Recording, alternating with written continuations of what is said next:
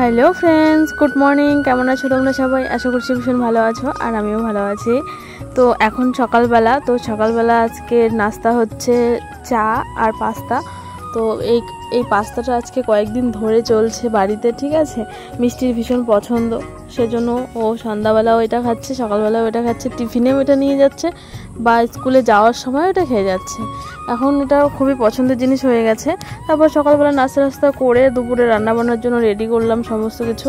তো রান্না করব হচ্ছে, এই যে দেখতে পাচ্ছ, এটা হচ্ছে চাম ঘাস। তোমরা কে কে চেনো জানি না, কিন্তু এটার বাটা খেতে বেশ লাগে। আর এদিকের ওয়েদারটা দেখো, একটু ঠান্ডা ঠান্ডা, আর বৃষ্টিও হচ্ছিল, কিন্তু ভালো, ঠিক আছে। তারপর মাছের ঝোলটা করে নিলাম। মাছের ঝোলটা পোস্ত পেঁয়াজ বাটা দিয়ে মাছের ঝোলটা করলাম। ঝোল বলতে বেশি ঝোল না, অল্প হালকা। তো সঙ্গে ডাল আছে, ঠিক আছে, বাটা আছে, আর ভাজা, ঠিক আছে, এইটুকুই। আর বেশি কিছু করব না, তার কারণ আর বেশি কিছু ভালো লাগে না, সেজন্য।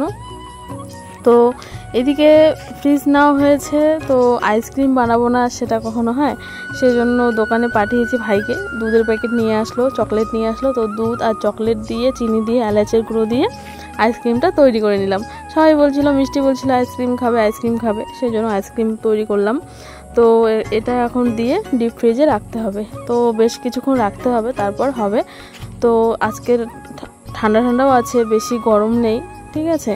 তো আইসক্রিমটা কিন্তু খেতে বেশ ভালো হয়েছে। এটা আমরা আগে টেস্ট করে নিয়েছি একটুখানি, যে মিষ্টি সমস্ত কিছু ঠিক আছে কিনা, ঠিক আছে। সমস্ত কিছু টেস্ট করে এখন এটাকে ডিপ ফ্রিজে রাখবো। কিছুক্ষণ জাল করার পর তারপর ঠান্ডা করে নেওয়া হয়েছে। তারপর এটাকে এখন ফ্রিজে রাখতে হবে। আর ফ্রিজে এখন নিজের ফ্রিজ যেহেতু আছে, আইসক্রিম তো রোজ হতেই থাকবে, তাই না? তো যতদিন গরম আছে ততদিন আইসক্রিম তো হবেই। আর একটুখানি বেঁচে গেছিলো, সেটা হচ্ছে কাপে করে দিলাম। আর এটা হচ্ছে খাওয়া যাবে, যেহেতু বাঁচলো তো ওইটুকু নষ্ট করে কিলাম। তো সেটা ভাবলাম যে চায়ের কাপে করে দিয়ে দিলাম, ঠিক আছে। তো ভাই বলছিল যে বৌদি, আমিও তোমাকে একটু হেল্প করে দেই। তো ও আমার কাজে হেল্প করে দিচ্ছিল। ও অনেকটা আমার কাজে হেল্প করে দেয়, ঠিক আছে, অনেকটা হেল্প হয়ে যায়। তো ও ভীষণ খুশি যে আইসক্রিম খাইতে পারবে, আজকে কেনা না, বাড়িতে বানানো আইসক্রিম খাবে, সেজন্য ও ভীষণ খুশি আর কি। তো ওদের খুশির জন্য আমিও বানালাম আর কি, ভাই, মিষ্টি, এদের জন্য, ওদের খুশির জন্য আইসক্রিম আর কি, ঠিক আছে।